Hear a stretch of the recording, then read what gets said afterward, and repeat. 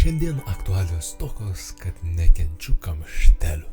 Kamštelių tokių, kurie neatsisuka iki galo, lyg tai kažkas turėtų jos pamesti ir daugiau jų neberasti. 24 metų, 4 mėnesio, 4 diena, 14 savaitė, gan įdomu. 4 dienos iki 8 ir vėl kartosis tas, kas kartojosi prieš beveik 10 metų. Diena buvo gan įprasta, nelabai kuo išskirtinė, bet kažkaip prisiminus viskas taip miglota. Kad ir kaip gerai viską pamenu, šita diena buvo gan pamiršta mano paties, gal ir kitų, nežinau. Saulėta diena, visi kažkur keliavo, norėjo kažką pamatyti, aš irgi ruošiausi, ne vienas aš.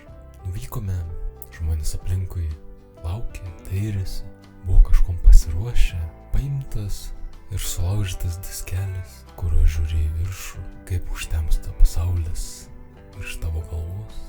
Vidury dienos, kai viskas šviesu ir šilta, staiga aptemsta ir tampa naktimi, momentas, kuris sugebėjo pasimiršti. Nežinia kodėl, bet atrodo, lyg jo nebuvo niekada.